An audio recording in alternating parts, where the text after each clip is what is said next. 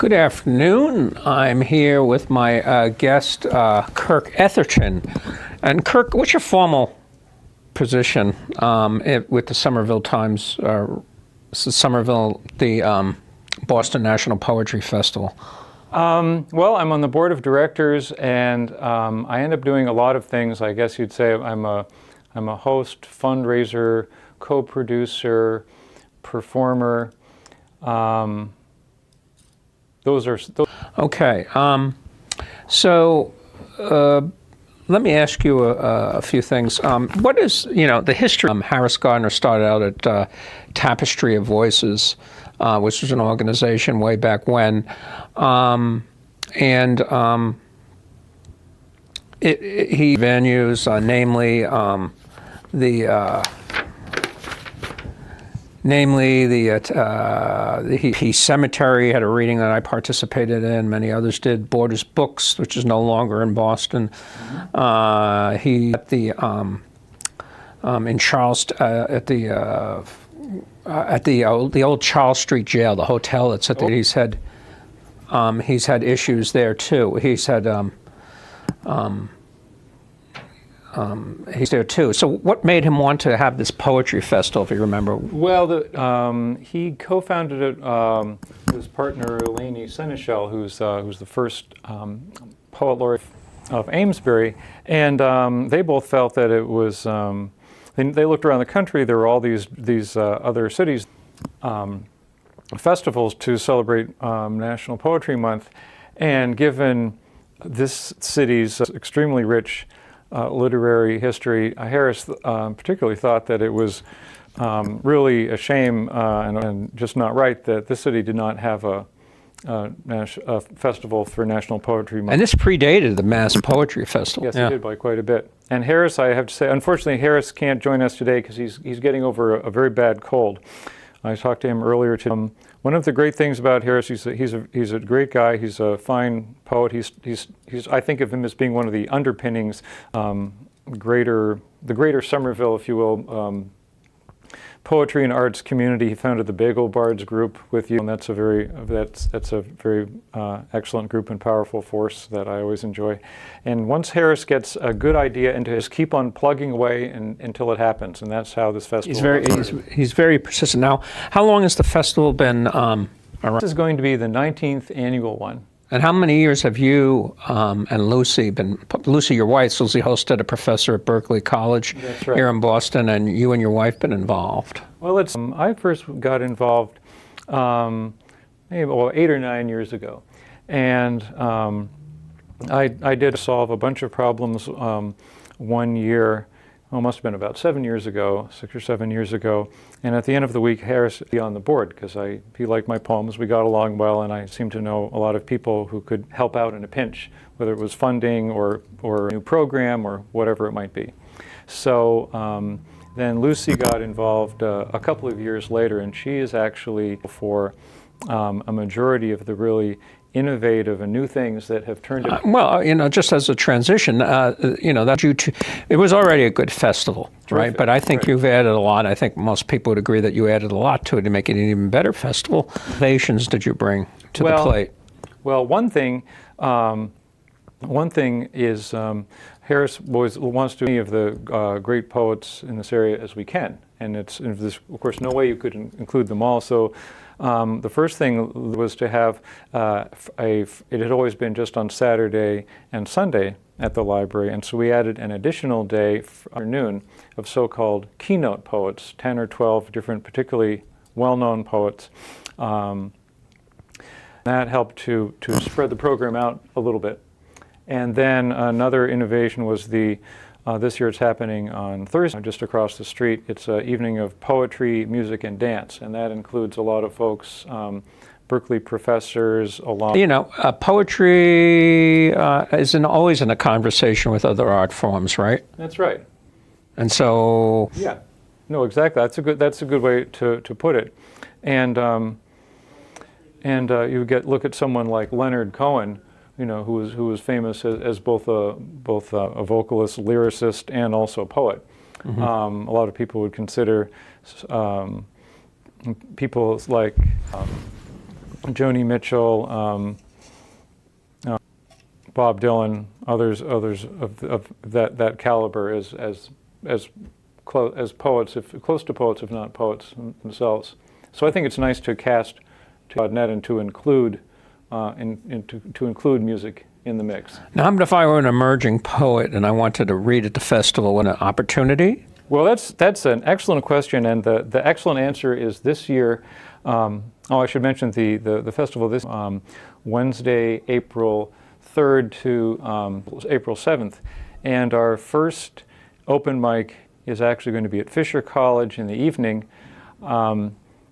And we're going to have a great electric bassist who's terrific. I'm very familiar with him, yeah. Yep, so that's our first open mic, and the mic's on Saturday and Sunday as well. So there's going to be lots of opportunity. And all these we have great hosts for them, experience hosting open mics and really bringing a lot of life to that kind of event. So just because you're not on the program doesn't mean you're not welcome to perform.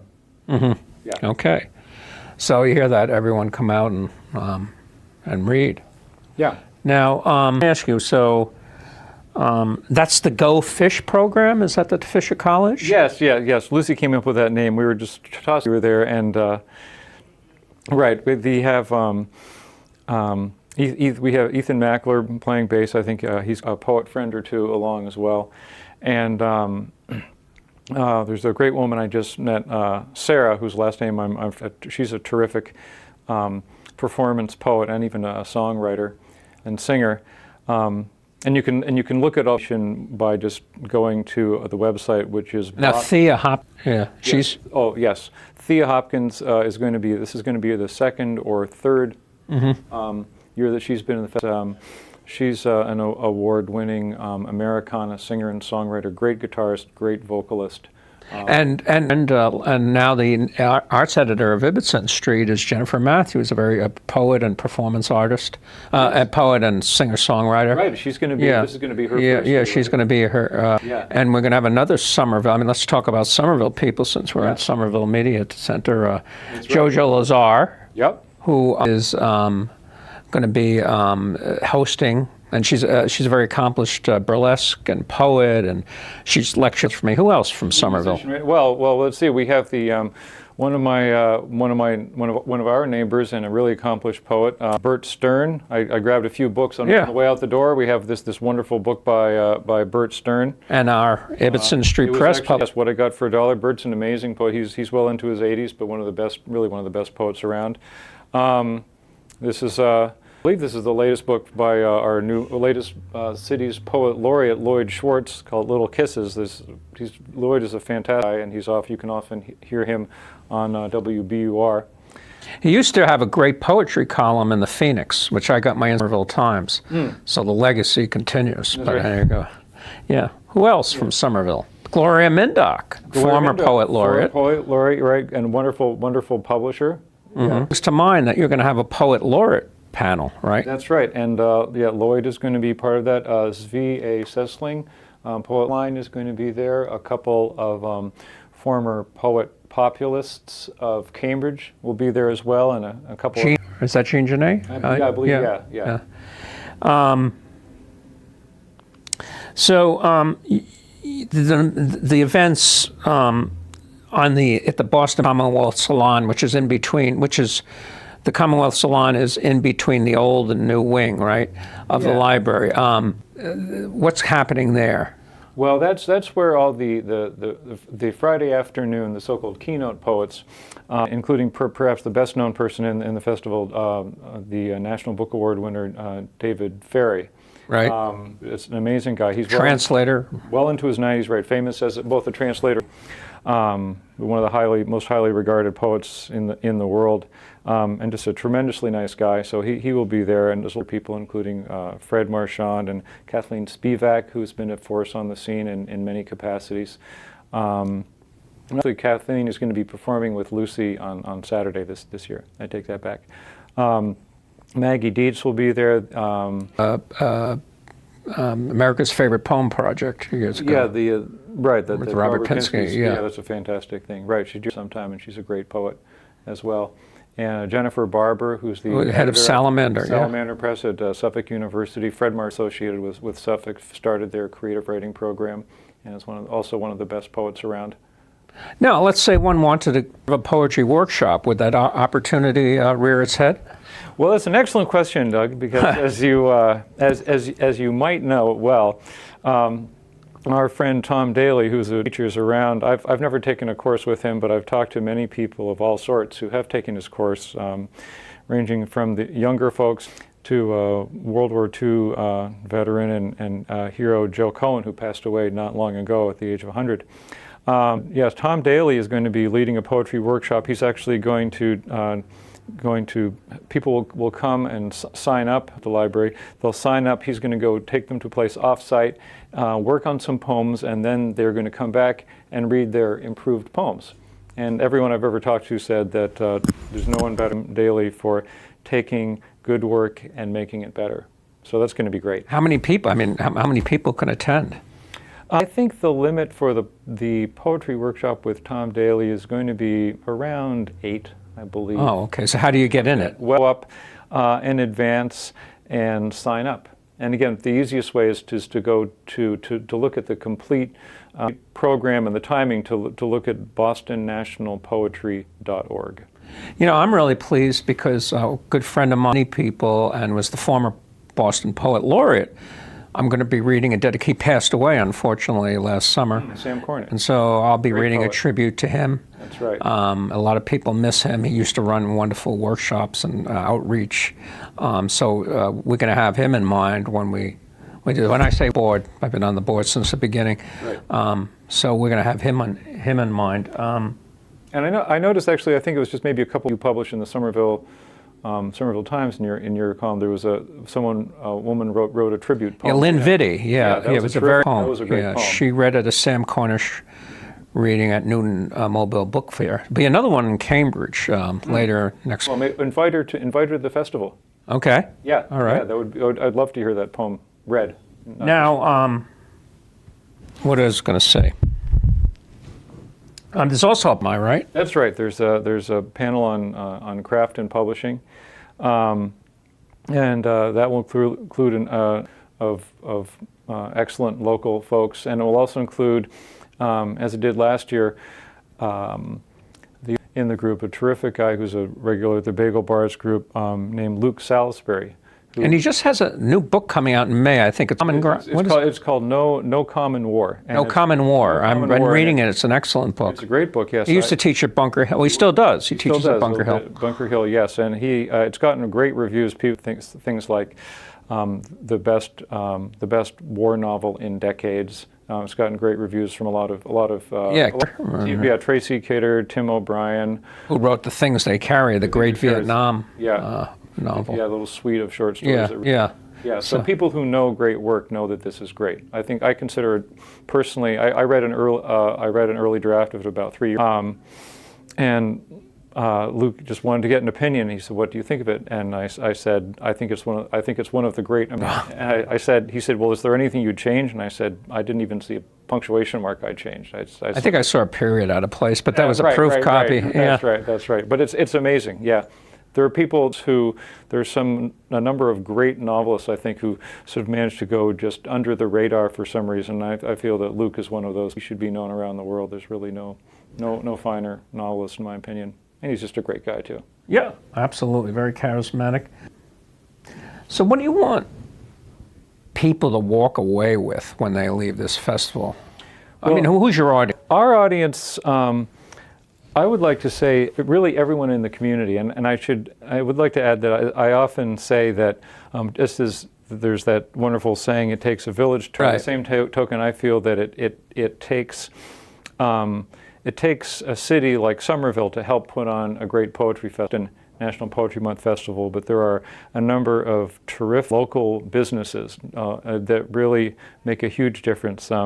Every year we get some very valuable assistance from the UPS store, which is just up the street on Somerville Avenue. The people there are terrific, and they do everything you can imagine. With Master Printing and Signs, which is just a few steps behind us here, and they're fantastic. Also, we get a lot of promotional promotional from Market Basket, everyone's favorite. We see your little poem project there. Yes, that's right. I just done Villanelle for them, but I wrote a shorter poem recently for Market Basket. I have a good friend are visiting for a couple of years here from Switzerland, and they're both really citizens of them. And my friend told me, his name is Gregor. He said, you know, I'm so used to being around wherever it might be, Czechoslovakia or Buenos Aires, whatever it might. He said, when I want to get a really international feeling, I just walk across the street and walk around the aisles of Market Basket. You know, I give a huge credit to that manager, Joe Amaral, who has become a friend of mine over the years.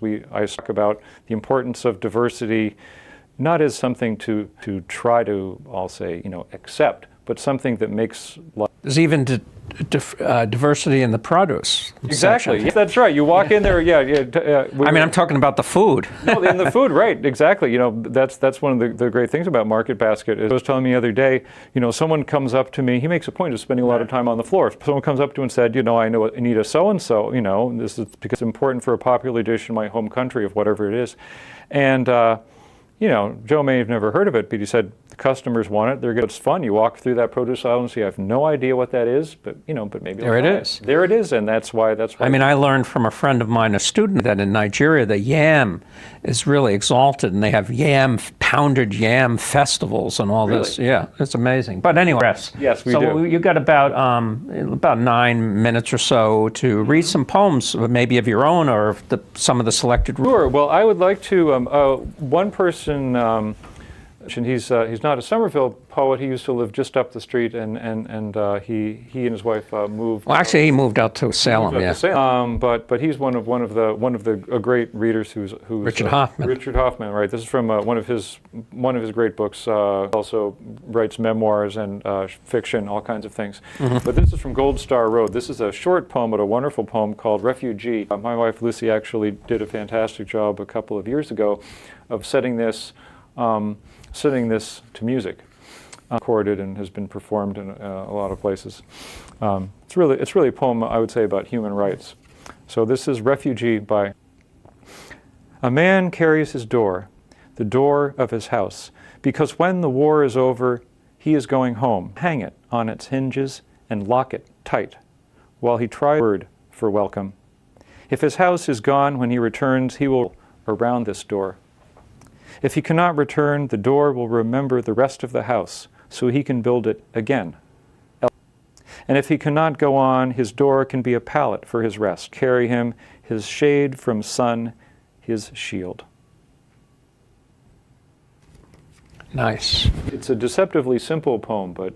And Richard Hoffman, we had him on the show here years ago. He's a writer in residence. Right. I think right now he's teaching at Columbia, but he'll be back. Yes, and he's also the former chair of Penn New England, right, putting on events with people like Paul Simon and all these big names. Yeah. Any other poems you want to share with? By the way, what's the website to find out? Yes, Boston National Festival? It's simple in that. It's just bostonnationalpoetry.org. And it's going to be through April 7th. April 3rd to 7th. At Fisher College, the Community Church, PL, right? That's right. Okay. All right.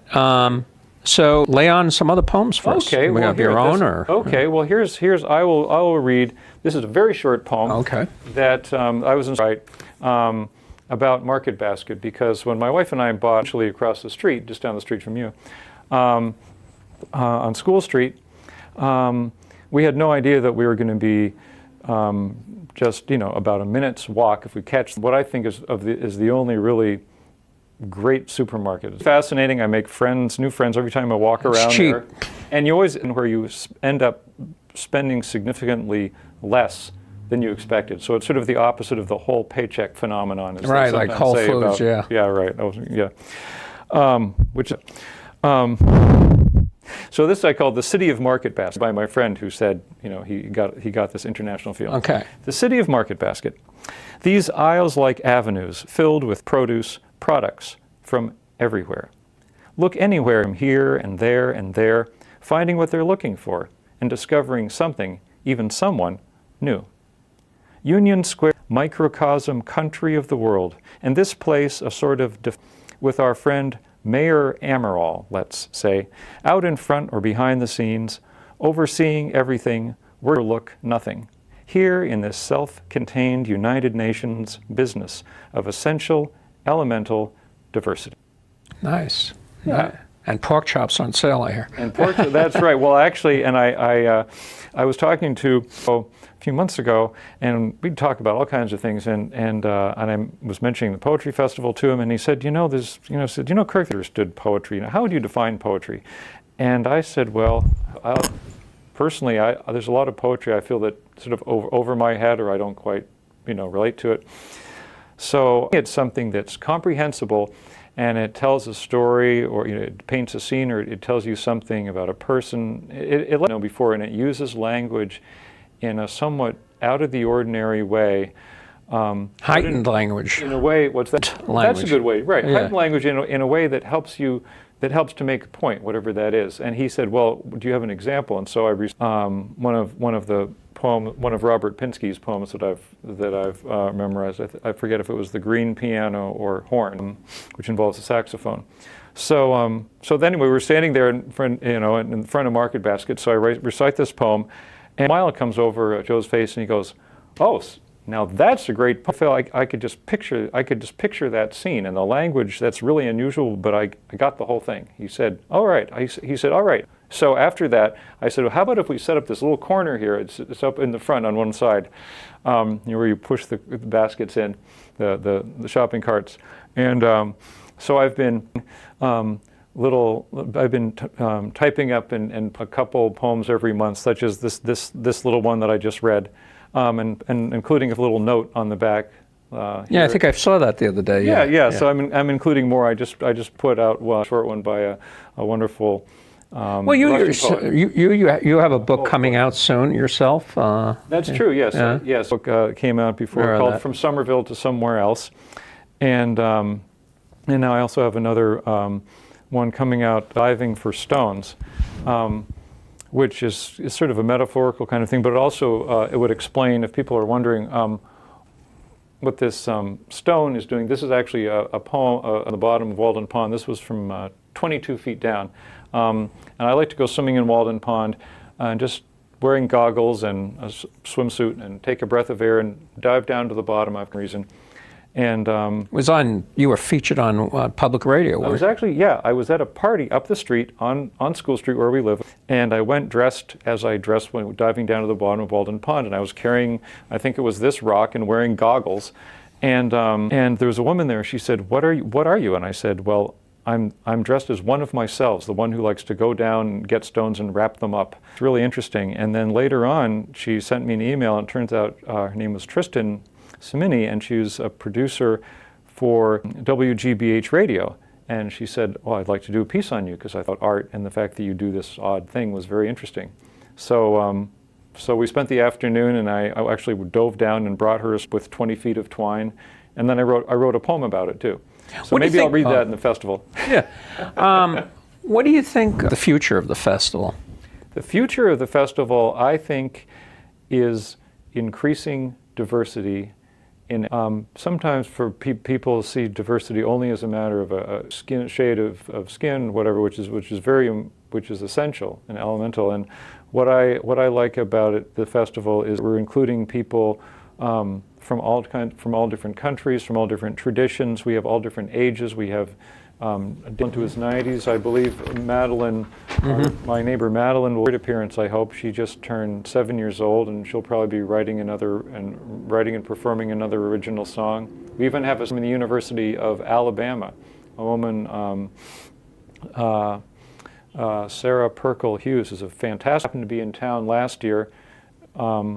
She has a colleague at Berkeley, and who got in touch with us. There was a spot absolutely great, and I invited her back to the festival immediately, and she's going to be giving a workshop at Berkeley and some other things. So I think we're just putting the national in the Boston National Poetry Month Festival, and I think that's how it should be. Well, I want to thank you, Kirk, for your talk today, and I hope you'll all attend the Boston National Poetry Festival.